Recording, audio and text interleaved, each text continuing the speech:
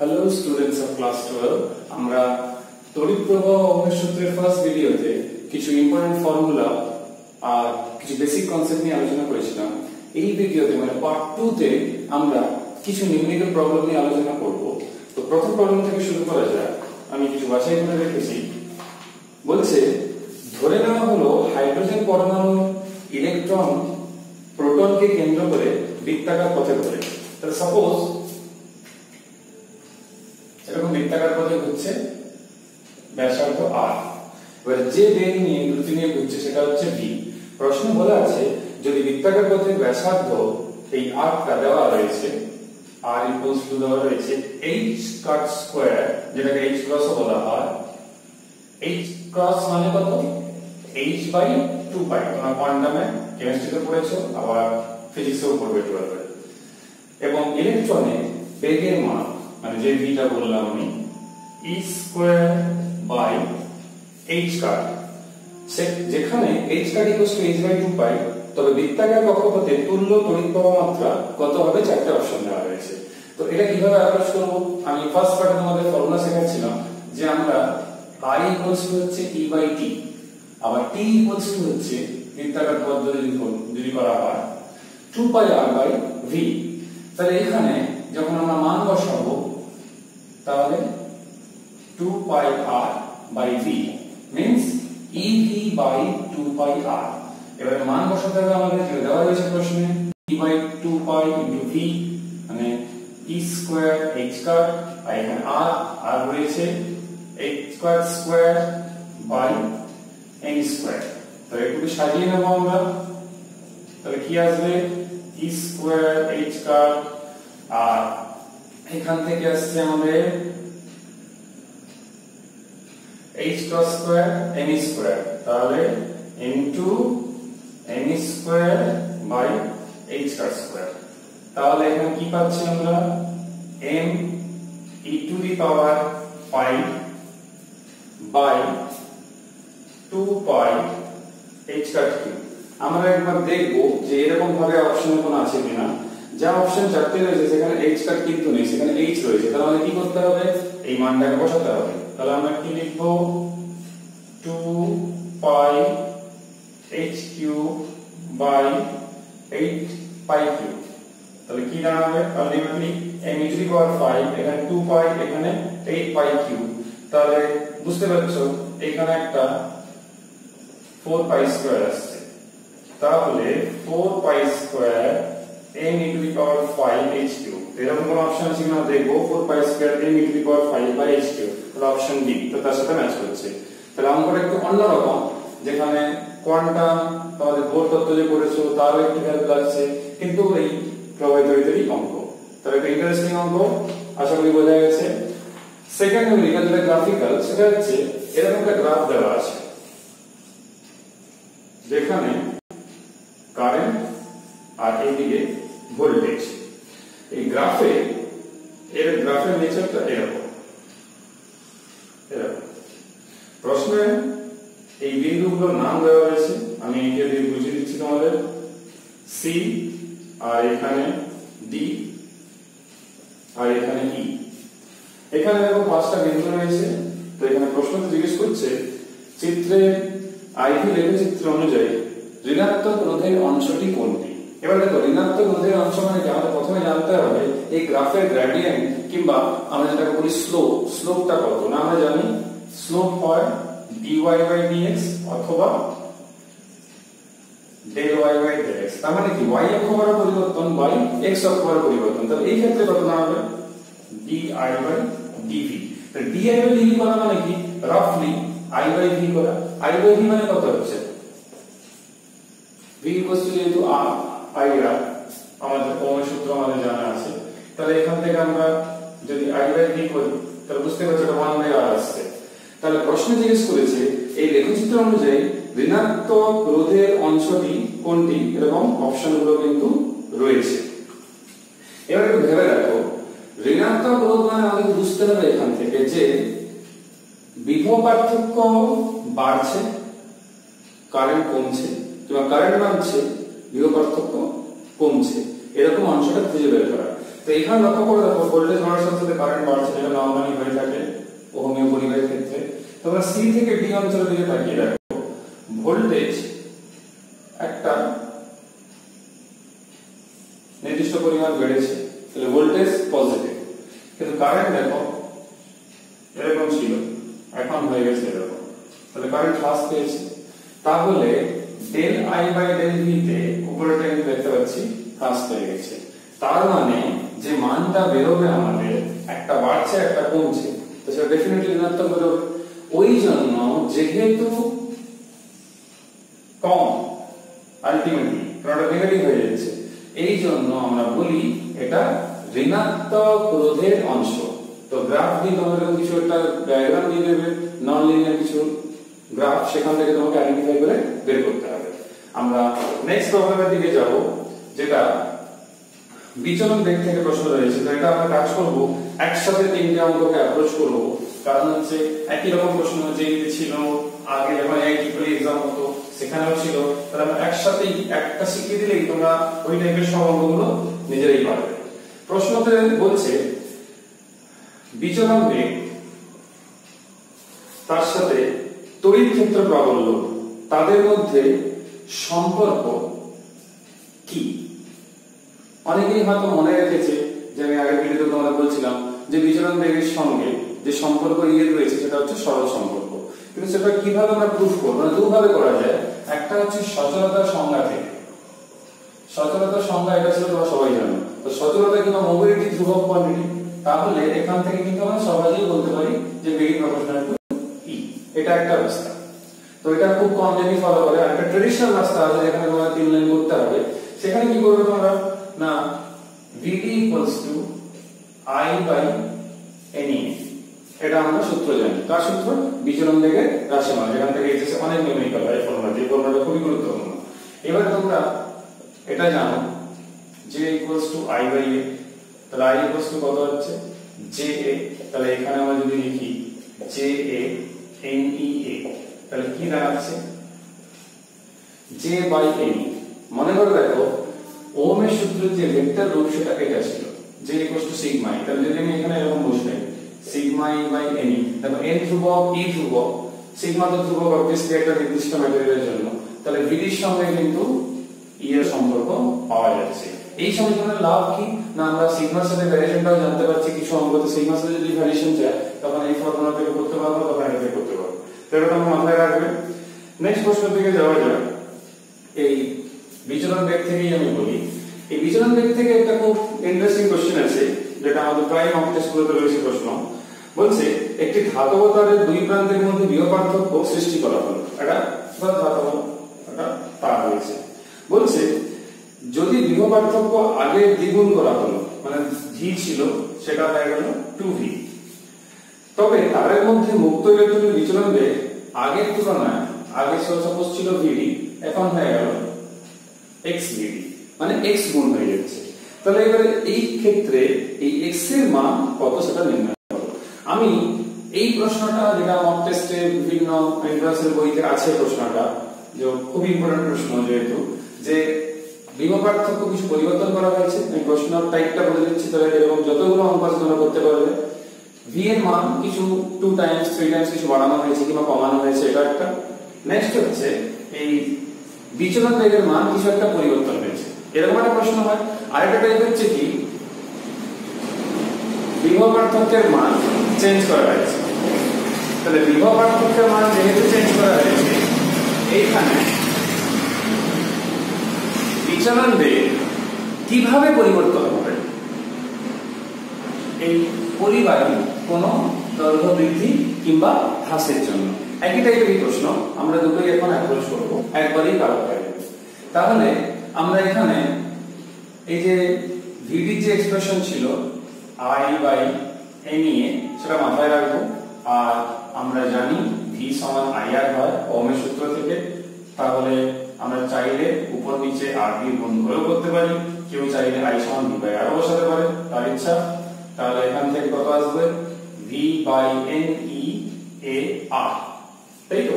এবারে যে V by NEAR এসছে, এইখান থেকে আমরা কি করতে পারি না আমরা কি কি পড়েছি না এটা পড়েছি V v equals to el কিংবা ed, এটা আমরা তড়িৎ বিভব চ্যাপ্টারে পড়েছি, থার্ড চ্যাপ্টার স্থির তড়িতে।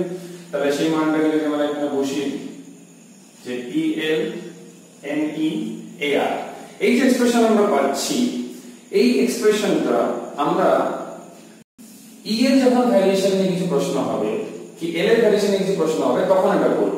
কিন্তু আমাদের যে কারেন্ট প্রশ্নটা আছে সেখানে কিন্তু e এর ভ্যারিয়েশন নিয়ে কিছু বলা নেই, তড়িৎ তরঙ্গ সেখানে বলা আছে কি বিভব পার্থক্য দ্বিগুণ করা হলো। সেই জন্য এই ফর্মুলাটা আমরা এক্সট্রা হিসেবে মাথায় রাখবো, কিন্তু এখন যে দুটো অঙ্ক নিব না সেটা এটা ইউজ করব। সেটাতে কি করব, v বাই NEA, আর মানে আমরা জানি rho l বাই a। লক্ষ্য করে দেখো a কেটে যাচ্ছে, তাহলে কি পড়ে থাকছে v by NE rho l। Interesting ব্যাপার লাগবে এবারে, আমাদের এই প্রশ্নতে বলেছে v এর মান যখন 2v হয়, যখন আমি এই v কে 2v করব তো স্বাভাবিকভাবে এখানেও দ্বিগুণ হয়ে যাচ্ছে, এখানে দ্বিগুণ হয়ে যাচ্ছে মানে কার কথা বলছি আমি v এর কথা বলছি। কিন্তু তাহলে v এর দ্বিগুণ হয়ে যাচ্ছে, কারণ এইদিকে যদি দ্বিগুণ বাড়ে 2 টাইমস, তাহলে এইদিকেও 2 টাইমস বাড়বে। তাহলে আমাদের যে প্রশ্নে বলা ছিল যে x গুণ বৃদ্ধি পেয়েছে কিংবা x গুণ হয়েছে আমাদের বিচলন বেগের মান, সেই তাহলে x এর মানটা তাহলে হচ্ছে অ্যাকচুয়ালি 2। এরকম যে যত বলবে তোমরা জাস্ট কম্পেয়ার করে উত্তরটা বের করে নেবে। দ্বিতীয় একটা প্রশ্ন যেটা ডব্লিউএইচ এর প্রশ্ন, যেটা সেটা কি না বলছে এই পরিবাহী তারের যে দৈর্ঘ্যটা রয়েছে যেটা হচ্ছে l, সেটা হঠাৎ করে l/2 করে দেওয়া হলো, তখন বিচলন বেগের উপর কি প্রভাব পড়বে? দেখো প্রভাব মাত্রা কোনো পরিবর্তন হবে না স্বাভাবিকভাবে যতক্ষণ বিভব পার্থক্য একই রয়েছে। এইভাবে এই ক্ষেত্রে কি বলছে, বিভব পার্থক্য নিয়ে কোনো তথ্য দেওয়া নেই, যেটা যে এই প্রশ্নটা বলছি সেখানে কি আছে, শুধুমাত্র বলা হয়েছে যে দৈর্ঘ্য অর্ধেক করে দেওয়া হয়েছে। এবার দৈর্ঘ্য অর্ধেক করে দেওয়া হচ্ছে মানে কি বাকি যে ফ্যাক্টরগুলো রয়েছে এ তো ভুলে যাবে না, v same, n same, e same, rho same, কারণ একটা সেম ম্যাটেরিয়াল। তাহলে v সমান তাহলে কত হবে না v by ne rho l/2।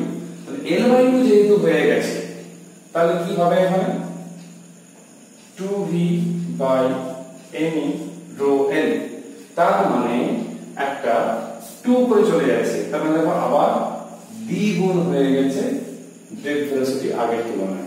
তাহলে দৈর্ঘ্য যেরকম l/2 হয়েছে সে l/3 হতে পারে কিংবা 3 গুণ হতে পারে, সে হ্রাস পেতে পারে, কম হতে পারে, যেরকমই হোক না কেন সেম ফর্মুলা অ্যাপ্রোচ সেম, যেটা ভ্যারি করাবে ভ্যারি এই দুটোরই হয় সাধারণত। তাহলে n এর কত ধ্রুবক কি হবে, ঠিক আছে? তাহলে এটা খুবই গুরুত্বপূর্ণ ফর্মুলা, এখান থেকে অনেকগুলো প্রশ্ন রয়েছে, মক টেস্টের প্রশ্ন রয়েছে, বিভিন্ন বইতে রয়েছে, তোমাদের খুব কিন্তু ভালো করে করতে হবে। পরের প্রশ্নের দিকে আমরা যাব, সেটা হচ্ছে আধান রিলেটেড প্রশ্ন। সেখানে কি আইদার তোমাদের দু রকমের প্রশ্ন হয়ে থাকে, এইচএসএ আমাদের খুব ইম্পর্টেন্ট রয়েছে। সেটা কি না আই দেওয়া থাকবে, কোন পরিবারের মধ্যে যে প্রভাব মাত্রা যাচ্ছে সেটা কিছু দেওয়া থাকবে, সেটা আবার কি টাইম ডিপেন্ডেন্ট থাকবে। যেরকম একটা एग्जांपल দিচ্ছি আমি, আই সমান এরকম দেওয়া আছে 3t² প্লাস 2t প্লাস 5। এবার প্রশ্ন জিজ্ঞেস করেছে কোন পরিবারের মধ্যে দিয়ে যে প্রভাব মাত্রা যাচ্ছে সেটা সময়ের উপর এইভাবে নির্ভর করছে, সময় t সমান 2 সেকেন্ড আর t সমান 0 সেকেন্ড, মানে 0 থেকে 2 সেকেন্ডের মধ্যে কত পরিমাণ আধান প্রবাহিত হয়েছে এটা বের করতে হবে। এটা একটা টাইপের প্রশ্ন। আরেকটাতে কি হয়, কিউ দেওয়া থাকে, আই বের করতে হয়। আমি দুটোই আলোচনা করে দিয়েছি, তাহলে ওই টাইপের যত প্রশ্ন দেওয়া করতে পারবে। এবারে দেখো এখানে আই ইকুয়ালস টু দেওয়া হয়েছে, তো আমরা পড়েছি আই ইকুয়ালস টু হচ্ছে dq বাই dt। তাহলে dq equals to i dt, তাহলে q ইকুয়ালস টু কত হবে ইন্টিগ্রেশন অফ i dt। তাহলে এখান থেকে i এর এক্সপ্রেশন আমাদের উপরে রয়েছে, তাহলে লিখে ফেলবো আমরা এটা, লিখে নিয়ে সমাকলন করব। t এর লিমিট প্রশ্নেই দেওয়া হয়েছে 0 থেকে 2। এবার আমরা সমাকলন করব, সমাকলন করে যা পাবো ততগুলোই হবে আমাদের উত্তর। এই যে করছি আমরা, তাহলে এখানে বুঝতে পারছো এখানে 8 আসবে, এখানে 2 কেটে যাচ্ছে, 4 আসবে, এখানে 10 আসছে। তার মানে যদি এসআই গুলো ফিক্স করে তাহলে 22 কুলম আমাদের দাঁড়াচ্ছে উত্তর। আর যেটা আমি একটু আগে যে প্রশ্নটা বলছিলাম সেটা বলি আমি, যে যেখানে কিউ দেওয়া থাকে এটাও একটা টাইপ, তোমাদের দুটোই করে রাখতে হবে। এবার জিজ্ঞেস করে কি t সমান 5 সেকেন্ড, এটা আরো বেশি সহজ হবে কি, এটা তবু একটু ইন্টিগ্রেশন করতে হয়, এটা আরো সহজ হবে, একবার ডিফারেন্সিয়েশন করলেই হবে যে i এর মান কত সেই পরিবারের মধ্য দিয়ে। তোমরা কি লিখবে না, আমরা জানি i সমান dq বাই dt, এখানে স্মল লিখেছি, এখানে যদি প্রশ্ন ক্যাপিটাল রয়েছে ওই জন্য আমিও ক্যাপিটালে লিখলাম। তাহলে অবকলন করলাম, তাহলে কত আসছে 10t প্লাস 3 কততে বলেছে t = 5 সেকেন্ড, তাহলে 53 অ্যাম্পিয়ার যদি আমরা এসআই এককে বের করতে চাই তাহলে 53 অ্যাম্পিয়ার। আমরা যদি কিছু বলা নেই আমরা 53 একক লিখলেও চলবে। এইবার আমাদের পরের যে প্রশ্ন হচ্ছে সেটা আবার আমাদের ওহমের সূত্র থেকে রিলেটেড, সেই প্রশ্ন সম্বন্ধে আমি একটু বলি। আমাদের ওহমের সূত্রে যে প্রশ্নতে বলেছে কোন পরিবাহীর তড়িৎ প্রবাহ মাত্রার পরিবর্তন 2%, তাহলে 11 আমরা ফার্স্ট চ্যাপ্টারে যখন করতাম তড়িৎ প্রবাহ মাত্রার পরিবর্তন হচ্ছে 2%। এবার জিজ্ঞেস করেছে ওই পরিবাহীর দুই প্রান্তের বিভব পার্থক্যের পরিবর্তন কত। সিম্পল লজিক, আমাদের তড়িৎ প্রবাহ মাত্রার পরিবর্তন দিয়েছে, এইবারে বিভব পার্থক্যের পরিবর্তন জানতে চাইছি। তাহলে আমরা কি করব না, ওহমের সূত্রটা আগে লিখব, V = IR অবকলন করব। কিন্তু যেহেতু আর ধ্রুবক কোয়ান্টিটি রয়েছে তার তো কোনো পরিবর্তন হচ্ছে না এই ক্ষেত্রে, যেহেতু কোনো বাহ্যিক শর্তে কিছু পরিবর্তন হয়নি, তাহলে লক্ষ্য করে দেখো V এর চেঞ্জও কিন্তু তাই বেরোচ্ছে, তার মানে I এর যেরকম ভ্যারিয়েশন হচ্ছে V এর ক্ষেত্রে তাই বেরোচ্ছে, যেহেতু আর এর কোনো চেঞ্জ হয়নি। তো এরকম কিছু একদম সহজ প্রশ্ন আমাদের এইচএসে লাগতে পারে, এন্ট্রান্সে কোনো কারণে হতে পারে, কিংবা বিভিন্ন কলেজে যখন এন্ট্রান্স পরীক্ষাগুলো তোমাদের হবে সেখানেও লাগতে পারে। পরের প্রশ্ন আমাদের এই V রিলেটেড রয়েছে, সেটা হচ্ছে খুব ইন্টারেস্টিং প্রশ্ন, যেটা ক্লাস 11 এ তোমরা ডাইমেনশন অ্যানালিসিস চ্যাপ্টারে এরকম প্রয়োগ করেছো, সেটা নিয়ে একটু আলোচনা করি। V এর মান এরকম দেওয়া রয়েছে 100, এই অঙ্কগুলো সহজ কিন্তু অনেকের ভুল হতে আমি দেখেছি, একটু সিম্পল লজিক ভুল বসানোর জন্য এইরকম দেওয়া আছে। বলছে when a voltage V = this is applied to a conductor having current through it I = this, the resistance given there as a volt ampere, তাহলে সেইটা আছে the resistance of the conductor is কত, চারটি অপশন রয়েছে। এইরকম অঙ্ক প্রশ্ন তোমাদের সবচেয়ে প্রথম কাজ করতে হবে, রোধ যেহেতু বলেছে তাহলে প্রথমে সর্বোচ্চ রোধ আর তারপরে সর্বনিম্ন রোধ এটা বের করতে হবে। এবারে সর্বোচ্চ রোধ কত হবে না, স্বাভাবিকভাবে আমরা জানি V/I হয়, কিন্তু সর্বোচ্চ রোধ যেহেতু বলছি তাহলে Vmax লাগবে আর I মিনিমাম লাগবে। তাহলে কোন ভগ্নাংশের হরের মান কিংবা ডেরিভেটিভের মান যদি ছোট হয় তাহলেই ভগ্নাংশটা বড় হয়। আর এই ক্ষেত্রে কি করব, এটাকে মিনিমাম করব, এটাকে ম্যাক্সিমাম করব, না হলে ভুল হয়ে গেল। এটা যদি ক্লিয়ার থাকে, অনেকে কিন্তু দুটোই ম্যাক্সিমাম নিয়ে নেয়, তখন কিন্তু এটা ভুল, আর দুটোই মিনিমাম নিয়ে নেয়, সেটা কিন্তু হবে না, ভগ্নাংশের কথা ভাবতে হবে। তাহলে V ম্যাক্সিমাম কত হবে না 100 + 0.5, আর মিনিমামটা কত হবে 10 - 0.2। একইভাবে এই ক্ষেত্রে কত হবে, এইখানে যে প্রশ্ন আমাদের রয়েছে, আমি প্রশ্ন ডেটাটা দিয়ে 100 আছে কিনা, আচ্ছা ঠিক আছে আছে। এবার দেখো আমরা একইভাবে যখন এখানে করব 100 - 0.5, তাহলে মিনিমামটা দিচ্ছি, আর এখানে কত হবে I মিনিমামটা 10 - 0.2। এবার মজার ব্যাপার দেখো, এইখানে কত পাচ্ছি আমরা 100.5, আর এখানে কত পাচ্ছি আমরা 9.8। এইখানে আমরা যখন ভাগ করছি তখন এইখানে তোমরা করে দেখবে, ক্যালকুলেশন করে দেখবে নিচে কিনা 10.25 ওহম আসে। বা 10.25 কে আমরা এভাবে লিখতে পারি 10 + 0.25 ওহম, আর এই দিকে যে আছে এই দিকে ভাগ করার পর, সরি এখানে একটা প্লাস হবে কারণ হাইটা ম্যাক্সিমাম ছিল, এই দিকে আছে 9.75 ওহম। এটাকে আমরা কিভাবে লিখতে পারি 10 - 0.25 ওহম।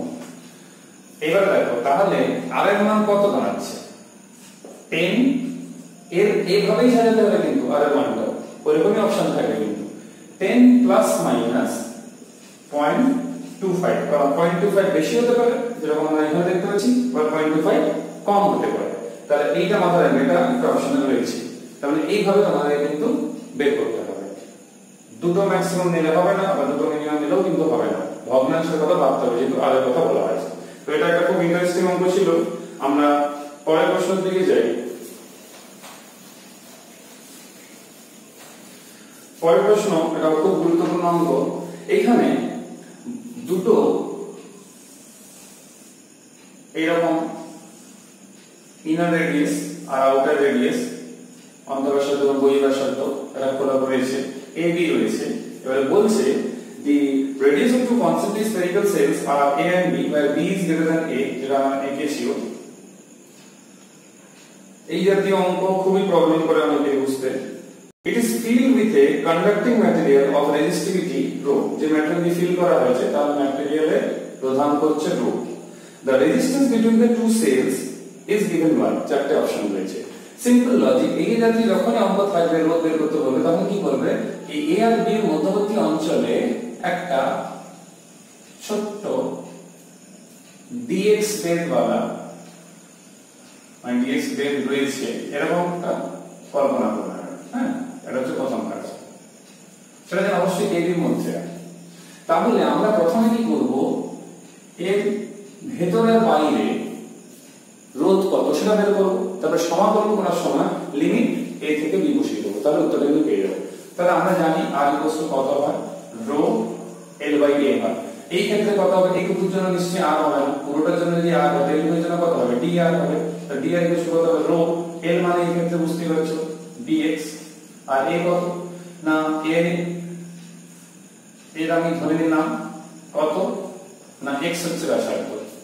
এই যে আমি স্ট্রিপটা ধরেছি, এই যে খোলা মতো ধরেছি না, একটা সেল ধরেছি ছোট্ট, সেইটা। তাহলে যা গোলকের জন্য হয় এটা হবে। এইবারে আমি বের করব পুরোটার জন্য, তাহলে r = কি হবে, সমাকলন করব rho by 4 pi dx/x² limit a to b। এই রো বাই 4 পাই হচ্ছে ধ্রুবক, তাহলে a টু b dx/x²। তাহলে এখান থেকে রো বাই 4 পাই যখন সমাকলন করছি তখন কত আসছে, -2 + 1। কেন, x² যেহেতু রয়েছে তাহলে এইটা এরকম দাঁড়াচ্ছে, তাহলে এইটা যে এভাবে দাঁড়াচ্ছে ইন্টিগ্রেশন dx যেটা, তাহলে এটা কেমন দাঁড়াচ্ছে, -2 + 1 তাহলে এখানে আমরা a থেকে b করছিলাম, ঠিক আছে। তাহলে এইখানে আমরা যখন সমাকলন করছি তখন একটা এরকম আসছে, তাই তো। এবার এরকম আসার জন্য আমরা কি করব না, মাইনাস চেঞ্জ করব 1/a 1/b, কারণ এখানে একটা -1/b তারপর একটা -1/a আসছে, তাহলে মাইনাস মাইনাস প্লাস। তাহলে এখান থেকে আমরা উত্তর বের করে নিলাম। তাহলে এটা করবে সম্ভবত, তো মাইনাসটা তো থাকছে কিন্তু তোমরা মাইনাসটাকে রাখবে, এখানে অপশনটা হয় না, বইতে প্রশ্নে ভুল রয়েছে। আমরা নেক্সট ইম্পর্টেন্ট প্রশ্নের দিকে যাই, যেটা আমাদের জন্য খুবই ক্রুশিয়াল প্রশ্ন, যেটা আমাদের এইচএস আর এন্ট্রান্স দুটোতেই খুব ইম্পর্টেন্ট প্রশ্ন, সেটা নিয়ে একটু বলি। 5-6 রকমের প্রশ্ন আছে কিন্তু প্রসেস একই। কিরকম প্রশ্ন, একটা রোধক কিংবা একটা পরিবাহী তার রয়েছে, বলবে যে তার দৈর্ঘ্য পরিবর্তন করা হলো, বাড়িয়ে দেওয়া হলো 4 গুণ, কে বলবে 16 গুণ, বিভিন্ন রকম মান থাকে, কে বলবে 9 গুণ।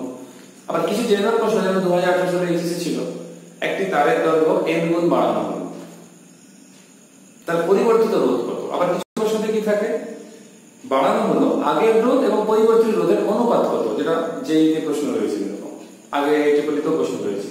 আবার অনেক সময় কি বলে 4 গুণ বাড়ানো হলো, তাহলে পরিবর্তিত রোধ আর এই রোধের মধ্যে পার্থক্য কত। এরকম বিভিন্ন রকমের প্রশ্ন রয়েছে। তো তোমাদের একটাই পদ্ধতি, সেটা ফলো করলে কিন্তু হয়ে যাবে। তো সেই পদ্ধতি সম্বন্ধে আমি একটু বলি। তো সেটা হচ্ছে, আমি প্রশ্ন একবার পড়ে দিয়েছিলাম আমাদের জন্য, যে আর রোধের দু রকম প্রশ্ন, একটা ব্যাসার্ধ নিয়ে প্রশ্ন আছে। আর রোধের সুষম প্রস্থচ্ছেদ একটি তারের দৈর্ঘ্য বরাবর সংকুচিত করে তারটি ব্যাসার্ধ পূর্বের ব্যাসার্ধের n গুণ করা হলো, মানে তারটি ব্যাসার্ধ আগে r ছিল, এখন হয়েছে nr, দৈর্ঘ্য আগে l ছিল, এখন স্বাভাবিক l ব্যাস হলো। এবারে বলছে পরিবর্তিত রোধের মান কত। তো স্বাভাবিকভাবে যখন এবার সংকোচন প্রশ্ন যাই করা হোক না কেন, আয়তনটা তো একই থাকবে, এটা হচ্ছে মূল কথা।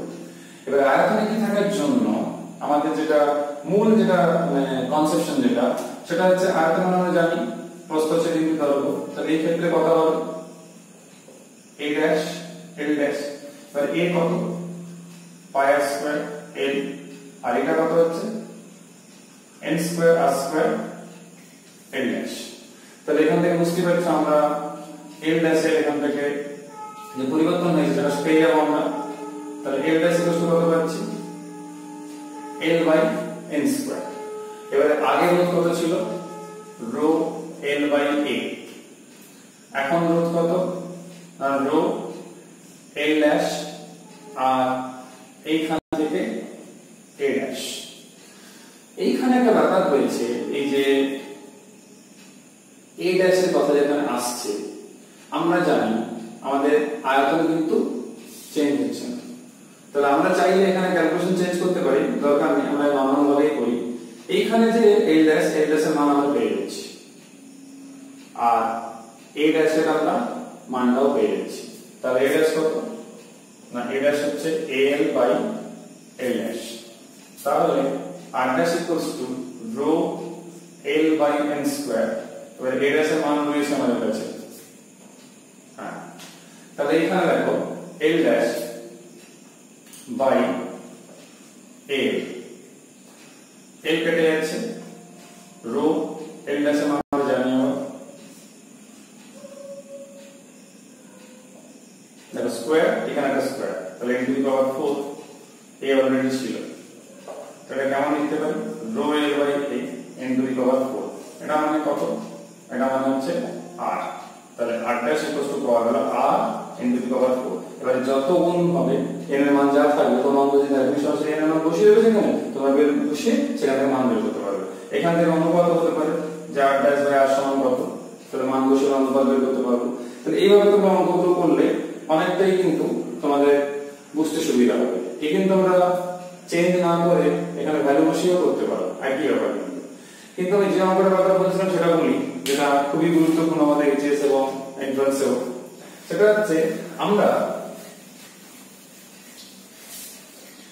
সাপোজ আমাদেরকে সিচুয়েশন এরকম দেওয়া হয়েছে যে যা দরজা ছিল সেটা n গুণ বাড়ানো হবে। আমি n দিয়ে বলছি, পরীক্ষাতে বিভিন্ন রকম প্রশ্ন থাকে 4 গুণ 8 গুণ 9 গুণ, তো আমি n দিয়ে বলছি, তোমরা যখন প্রয়োজন হবে তোমরা n এর জায়গায় বিভিন্ন মান বসিয়ে দেবে, 4 8 9 যা 12 যা থাকবে সেই মানটা উত্তর আকারে বেরিয়ে যাবে। ওই জন্য আমি n বলছি যেতে পারে একটা থেকে সবগুলো করা যাবে। তখন আগে রোধ r ছিল, পরের রোধ হলো r ড্যাশ, তাহলে r ড্যাশ এবং r এর মধ্যে সম্পর্ক অথবা r ড্যাশটা আর কত গুণ কিংবা কতবার সেটা জিজ্ঞেস করে থাকে। অঙ্কটা দুভাবে করা যেতে পারে, দুভাবে করা যেতে পারে মানে কি না, দেখো আমরা এইটা যে রয়েছে রো l বাই a, আমরা জানি আয়তন ফিক্স থাকবে, দৈর্ঘ্যের বৃদ্ধি হ্রাস যাই হোক না কেন, তাহলে r equals to rho l by a, মানে শর্টকাটটা বলছি যেটা খুব সময় বাঁচানোর জন্য তোমরা কি করবে উপর নিচে a দিয়ে গুণ করে দেবে, তাহলে এই যে রয়েছে l, এটা কত দাঁড়ালো রো v বাই a হচ্ছে। কিন্তু এটা প্রবলেম আছে, দেখো l এর দাম থাকছে না, তাহলে এইটা করবে না। কোনটা করবো তাহলে, এইটা লিখে উপর নিচে a দিয়ে গুণ না করে l দিয়ে গুণ করবে, তাতে কি হবে উপরে আসছে রো l স্কয়ার, নিচে আসছে v। লক্ষ্য করে দেখো তাহলে r এর সাথে l এর সম্পর্ক পেয়ে যাচ্ছে আমরা, তাই তো, তাহলে রো আর v তো ধ্রুবক, তাহলে যখন দৈর্ঘ্য n গুণ বাড়লো তাহলে স্বাভাবিক এরকম আসবে। তার মানে কত, যদি আমি r ড্যাশ বলি এখানে আমি r ড্যাশ, তাহলে কত আসবে rho n square l square v, তার মানে এইগুলো মানেই তো হচ্ছে r, তাহলে r dash n square r, তাহলে 4 গুণ হলে 4 4 16 ফুল স্কয়ার, 2 গুণ হলে 2 2 4 4 গুণ, অনুপাত কত এখান থেকে সহজে কিন্তু বের করা যায়, একদম সহজ রাস্তা, শুধু উপর নিচে l দিয়ে গুণ করলেই হয়ে যাবে। তাহলে এটা হবে না, এটা কখন না ক্ষেত্রফল নিয়ে যদি কিছু প্রশ্ন বলে তখন, আর দৈর্ঘ্য তো সেম থাকবে না, ওইজন্য এই ফর্মুলাটা একদমই কার্যকরী নয়, এজন্য এটা বাতিল কিন্তু তোমরা এইটা বাদ দেবে, এইটাই করবে, তাহলেই কাজই করতে পারবে। তো এটা হচ্ছে আমাদের এই ট্র্যাডিশনাল প্রসিডিউর তোমরা বলতে পারো, যে শর্টেও করা যায়। আর একটা টিপিক্যাল প্রসিডিউর হচ্ছে কেমন না, সেই ক্ষেত্রে কি করা হয় সেই ক্ষেত্রে আমরা এভাবে করি যে যেরকম নর্মাল ওয়েতে করা হয় আর কি, যে আগে ছিল আয়তন অত, এখন হলো অত, এবারে এ এল রয়েছে, আমরা এ ড্যাশের মান জানি না, এল ড্যাশের মান জানা না, তাহলে এখান থেকে এল কাটলো, তাহলে এ ড্যাশ ইকুয়ালস টু হচ্ছে a বাই n, আগে আর কত ছিল না রো l বাই a ছিল। এভাবে করতে পারো, এটা হচ্ছে সেই আগেকার মেথড, অনেকেই এখনো করে, কোনো অসুবিধা কিন্তু নেই, কারণ নাম্বার পেতে কোনো সমস্যা নেই, কিন্তু এটা এন্ট্রান্সে করবে, এন্ট্রান্সে খুব তাড়াতাড়ি হয় কিন্তু। তাহলে রো এইখানে l ড্যাশ থাকছে, তো l ড্যাশ হচ্ছে n এর, আর এটা কত হচ্ছে a বাই n, তাহলে কত দাঁড়ালো rho l by a n square, আর এটা মানে কত r, তাহলে r dash equals to r n square. লক্ষ্য করে দেখো একই বেরোচ্ছে কিন্তু, তাহলে এইভাবে তোমরা করতে পারো কিন্তু। তো এটা খুবই মানে ইম্পর্টেন্ট অঙ্ক, এই একটা 5-6 রকমের অঙ্ক আছে, প্রসেস একই, শুধু উপর নিচে দিয়ে গুণ করে দেবে। আমি তো বলবো এটাই করতে, খুব তাড়াতাড়ি হবে, সেখান থেকে n এর মান যা বলা থাকবে সেটা বসিয়ে দেবে। আর তোমরা যদি দেখবে দিয়ে গুণ আছে, তোমরা প্রথম থেকে n এর জায়গায় দিয়ে বসিয়ে দিতে পারো, কোনো অসুবিধা নেই। লাস্ট অঙ্কটা আলোচনা করে নিই, আমাদের ড্রিফট ভেলোসিটি থেকেই মিক্স একটা অঙ্ক, খুব ইন্টারেস্টিং অঙ্ক। বলছে in a cube made of copper at temperature 27 degree Celsius the number of free electrons per unit volume n এর মান দেওয়া রয়েছে 8.5 10 to the power 28 per meter cube and resistivity 1.7 10 to the power minus 8 ohm meter. What is the mean free path of the free electrons in the cube? Mean free path, এটা অঙ্ক করার সময় কিন্তু অনেকই প্রবলেম হয়, lambda গড় মুক্ত পথ বের করতে বলেছে। এটা প্রবলেম কেন হয় বলি, আমরা এই সূত্রটা করিস, এইখানে m টা হচ্ছে রিল্যাক্সেশন টাইম বা স্লটন সময়, এই যে sigma equals to n square time m, sigma equals to আবার রো হয়, কেন না সিগমা মান তো দেওয়া নেই, তাহলে আমাদের কি করতে হবে, এইখান থেকে 1 by rho n square tau by m, এখান থেকে আমাদের টাউটা বের করতে হবে। তাহলে টাউ কত হচ্ছে m বাই n স্কয়ার। তোমরাই করবে ক্যালকুলেশন করে, কিন্তু আমি তোমাদের একটু হেল্প করি। এইখানে যেহেতু বলাই রয়েছে ফ্রি ইলেকট্রন, তাহলে ভর তোমাদের কাছে রয়েছে, জানো এসেতে মান কত n প্রশ্নে দেওয়া আছে, তোমরা এখানে বসাও, রো এর মান দেওয়া আছে, ইলেকট্রন আধান তোমরা জানো, এইখান থেকে টাউ বের করবে, ঠিক আছে। এবার প্রশ্নের সাথে কি চেয়েছে, what is the main free path of the free electrons, তাহলে আর টেম্পারেচার দেওয়া ছিল 27 ডিগ্রি সেলসিয়াস, এটাকে কেলভিনে করে দেব, তাহলে হয়ে গেল 300 কেলভিন, এখান থেকে সেকেন্ডে বের হবে সময়। এইবারে যে ইলেকট্রনগুলো ছুটছে তার কোন গতিবেগে ছুটছে না, স্বাভাবিকভাবে আরএমএস কিংবা রুট মিন স্কয়ার ভেলোসিটি যাচ্ছে, তাহলে ভি আরএমএস কত হবে না, ভি আরএমএস এর ফর্মুলা আমরা কেমিস্ট্রিতে ফিজিক্স দুটোই পড়েছি 11 এ, তাহলে 3 kT বাই m, t এর মান রয়েছে, এটা কেলভিনে করে নেবে, কি হচ্ছে বোলজম্যান ধ্রুবক, তোমরা মান জানো, m ইলেকট্রনের ভর, এটা বের করে নেবে। তাহলে এখানে মিটার পার সেকেন্ডে বেরিয়ে গেল উত্তর। তাহলে ভি বেরোলো, টাউ বেরোলো, তো সমাধান হয়নি, আমাদের তো দরকার ল্যামডা। তাহলে ল্যামডা হচ্ছে গড় মুক্ত পথ, একটা দূরত্ব, দূরত্ব কি হয় x vt, তাহলে দূরত্ব কি হয় বেগ ইনটু সময়, তাহলে এই ক্ষেত্রে বেগ মানে ভি আরএমএস, সময় মানে এই রিল্যাক্সেশন টাইমটা, এই দুটো গুণ করবে, উত্তরটা দেখবে অ্যামস্ট্রং এই বেরোবে, অনেক ক্ষুদ্র মান থাকবে, অ্যামস্ট্রং এককেই বের করা। তো তোমাদের একটা পড়া থাকলো, এখান থেকে ডেটা বসিয়ে, ডেটা তো রয়েছে তোলা, সেখান থেকে বসিয়ে টাউ বের করবে, টাউ এর পর ভি বের করবে মানে ভি আরএমএস বের করবে, তারপর ল্যামডা বের করবে, দেখবে উত্তর চলে এসেছে।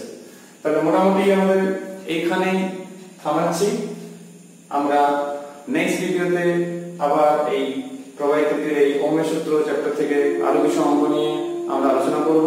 তোমরা সবাই ভালো থেকো, সুস্থ থেকো, টিল দেন বাই।